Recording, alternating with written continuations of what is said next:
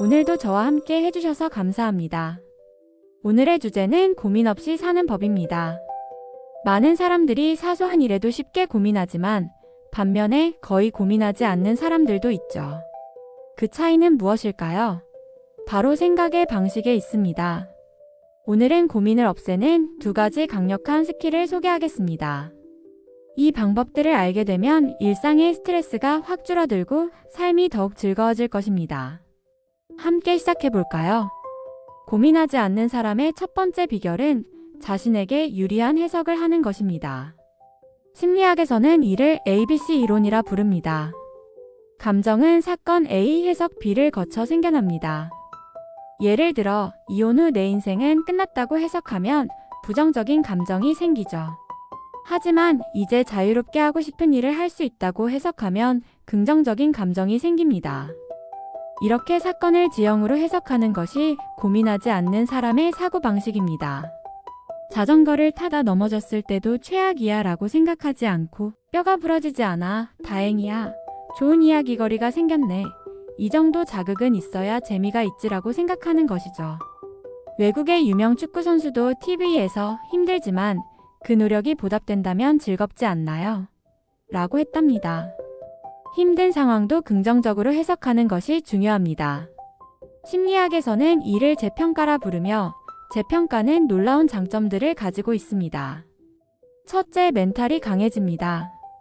재평가를 자주 하는 사람은 뇌의 전두엽과 편도체에 변화가 생겨 우울증이나 불안장애 같은 정신질환에 걸릴 확률이 낮아집니다.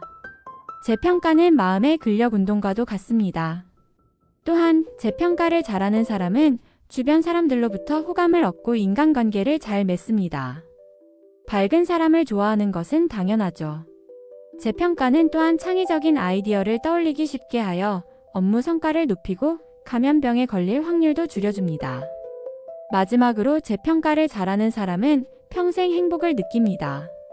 도시에서 살면 편리해서 좋고, 시골로 이사가면 조용해서 좋고, 연애를 하면 함께해서 좋고, 결혼하면 둘이서 행복하고, 아이가 생기면 북적거려서 행복하고, 매일 바빠도 충실하다고 느낍니다.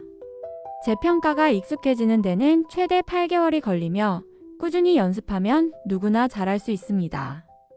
예를 들어 새 접시를 깨뜨렸다면 접시가 내 대신 깨진 거야 라고 생각하거나, 잔소리 많은 상사가 있다면 상사도 힘들겠지라고 생각하는 것이 좋습니다.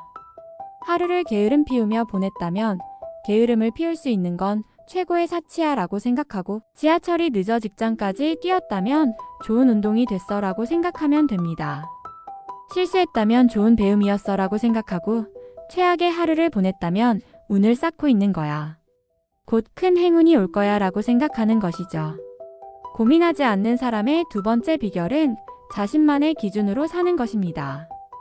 사회나 다른 사람들의 기준으로 살면 고민이 끊이지 않지만 자신의 기준으로 살면 고민이 거의 없습니다.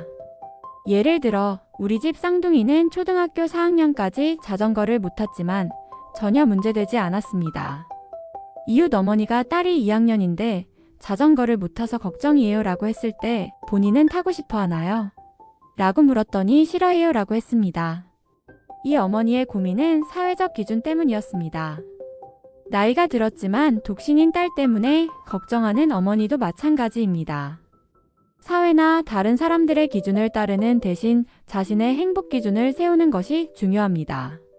세계적인 부호 워렌 버핏은 세상에서 가장 훌륭한 연인이지만 다른 사람들은 형편없는 연인이라 생각하는 것과 형편없는 연인이지만 다른 사람들은 훌륭한 연인이라 생각하는 것 중 무엇이 낫습니까? 라고 물었습니다. 자신만의 기준으로 사는 것이 더 행복하다는 것입니다.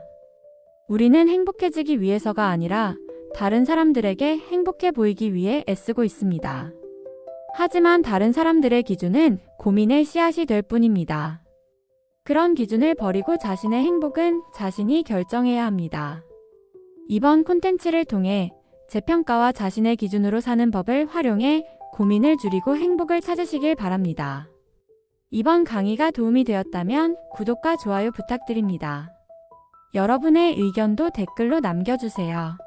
다음 에피소드에서는 더욱 흥미로운 주제로 찾아뵙겠습니다. 감사합니다.